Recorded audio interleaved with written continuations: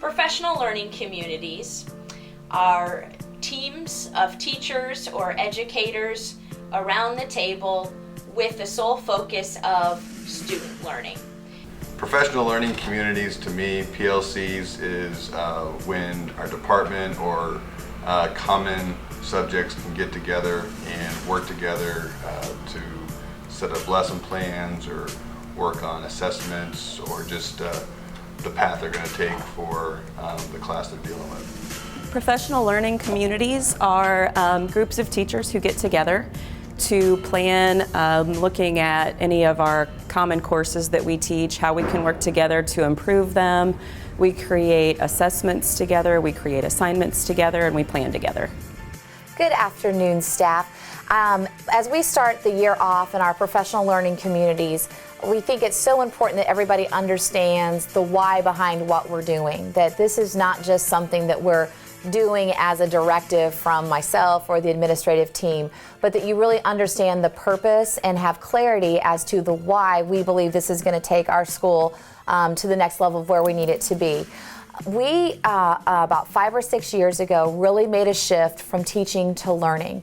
And it was based on the research that talks about the most important thing in determining student achievement is the effectiveness of a teacher.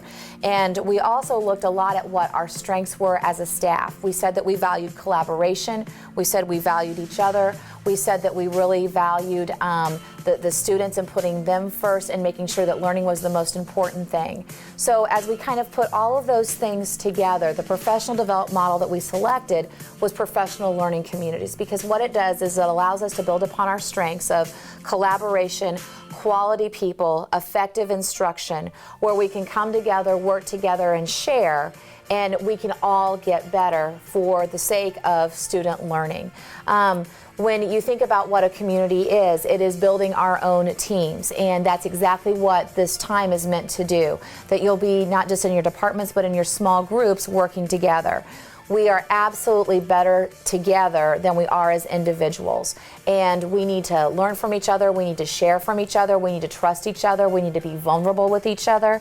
But that's how we each become better. So in turn, we can be better professionals for our students, and their learning and achievement will just absolutely soar.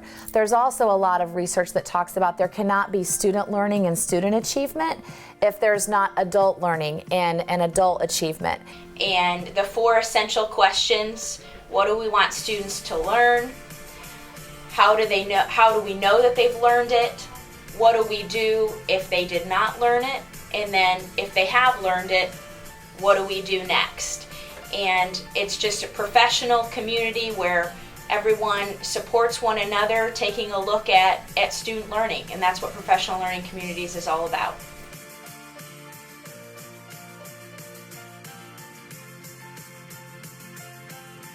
Guaranteed means that all students, regardless of their teacher, will have access to the same essential content, knowledge, and skills. This means that teachers of all common courses will have the same learning goals and the same expectations for students' achievement.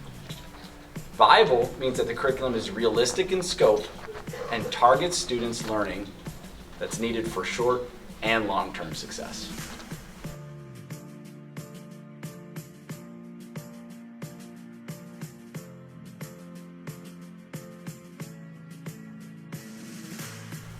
In the math department, we've gone through a lot of different changes in the past couple of years with Common Core and not Common Core and Indiana math standards and stuff.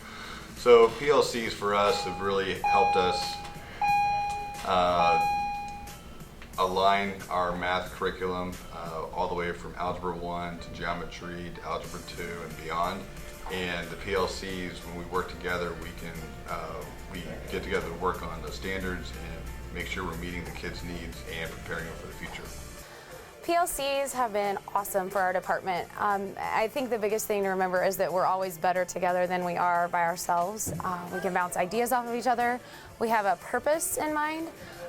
We have really structured conversations.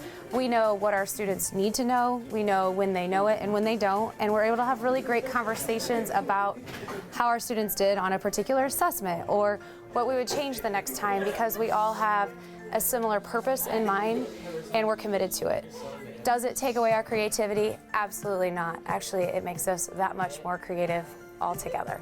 Well, we have an amazing department anyway, but the English department is made up of teachers who have so many different strengths and areas of interest. So when we can get together and put our heads together, we can create things that are so much better than if we just did them on our own.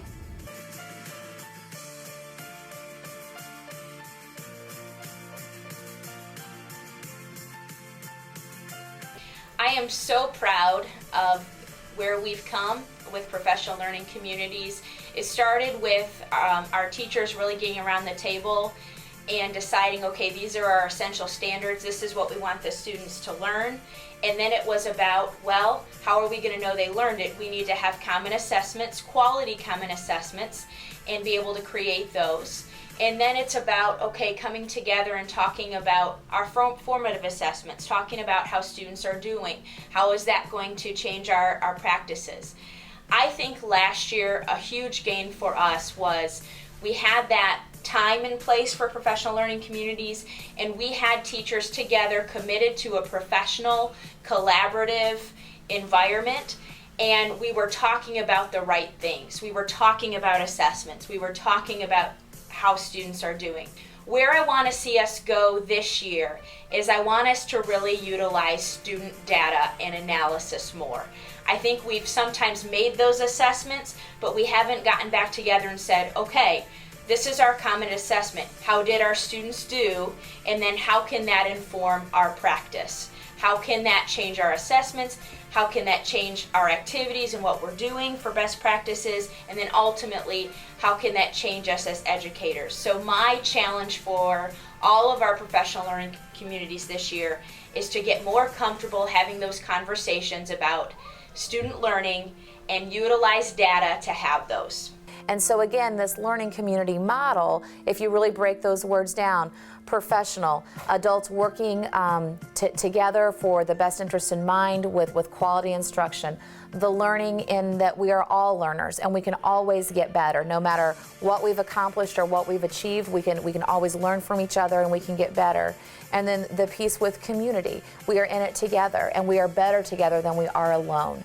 And so that's kind of what a learning community is and the why that we've decided to use this as our professional development model. So thank you in advance for your willingness to work together, for taking your time to make our kids better, and overall just make Westfield High School a great place to be. I really appreciate you.